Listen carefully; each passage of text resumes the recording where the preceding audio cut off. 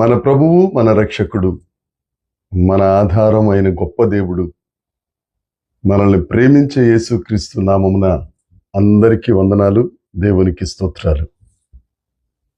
ఆ సైన్యములకు అధిపతి అయిన దేవుడు, మన ఆశ్రయదుర్గమైన దేవుడు మనల్ని ప్రేమించి మన బ్రతుకులలో మరొక నూతన దినమునిచ్చినందుకు సమస్త మహిమ, ఘనత, ప్రభావములు యేసయ్యకు మాత్రమే చెల్లునుగాక. ఆ మాట్లాడే దేవుడు ఈ నూతన దినములో మనకు అనుగ్రహించిన దేవుని యొక్క వాగ్దానము, కృపావార్త. కీర్తనల గ్రంథం 71వ కీర్తన 8వ వచనం. నా ప్రభువా యెహోవా, నాకు నిరీక్షణాస్పదము నీవే, బాల్యము నుండి నా ఆశ్రయము నీవే. దేవునికి మహిమ కలుగునుగాక, దేవునికి స్తోత్రం కలుగునుగాక. ప్రభువునందు నాకు అత్యంత ప్రియమైన దేవుని ప్రజలారా, ఈ నూతన దినంలో దేవుడు మనకి అనుగ్రహించిన వాగ్దానం, మన నిరీక్షణకు ఆస్పదం యేసుక్రీస్తు ప్రభువే. బాల్యము నుండి మన ఆశ్రయం యేసయ్య మాత్రమే. దేవునికి స్తోత్రం కలుగునుగాక.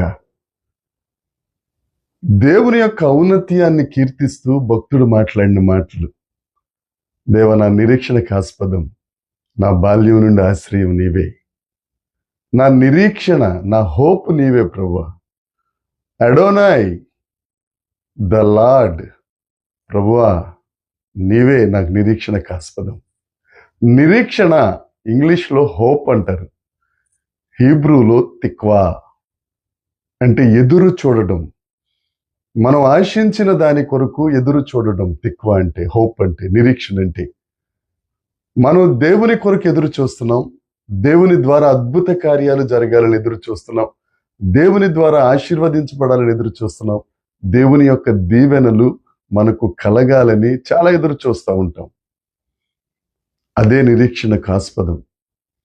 క్రైస్తవులందరికీ ఒక నిరీక్షణ, మన దేవుడు నమ్మదగిన దేవుడు, ఆయన వాగ్దానం ఇచ్చాడు, తప్పక నెరవేరుస్తారు. ఈ లోకంలో చాలా మందికి ధనం ఉంది, పేరు ప్రఖ్యాతులు ఉన్నాయి, కానీ నిరీక్షణ లేదు. ఎందుకు సంపాదిస్తున్నారో తెలియదు, ఎందుకు కూడబెడుతున్నారో తెలియదు, వారికంటూ ఒక గురి, గమ్యం లేదు.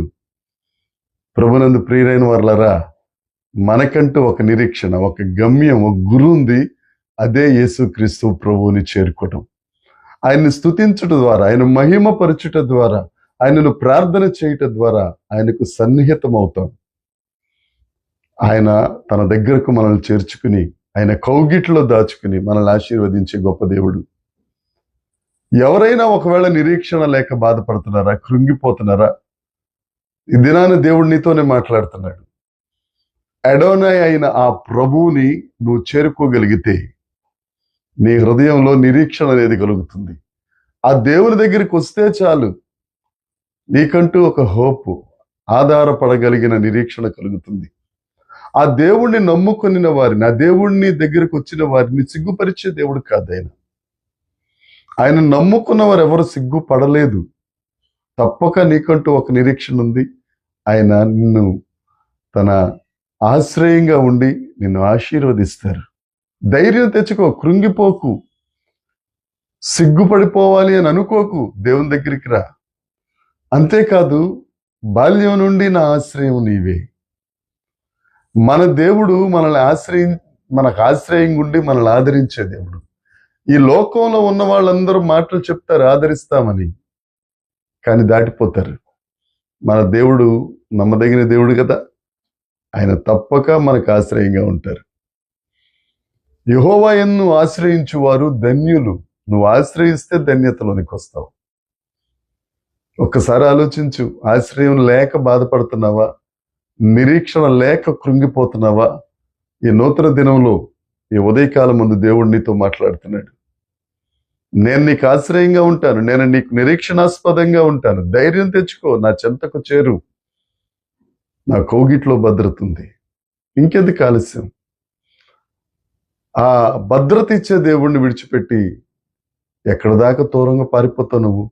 యేసయ్య దగ్గరికి వచ్చాయి, ఆయన కౌగిల్లోనికి వచ్చాయి, ఆ నిరీక్షణ ఇచ్చే దేవుని దగ్గరికి రా. ఆశ్రయమైన దేవుణ్ణి కౌగిలించుకో. దేవుడు నిన్ను తప్పక ఆశీర్వదించునుగాక. నీ సరిహద్దులు విశాలపరచునుగాక. నీకు ఆశ్రయముగా ఆయనే ఉండునుగాక.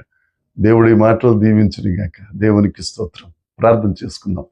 పరలోకమందున్న మా తండ్రి, పరిశుద్ధుడా, ఆశ్రయమా, మా నిరీక్షణకు ఆస్పదమా నీకు స్తోత్రాలు.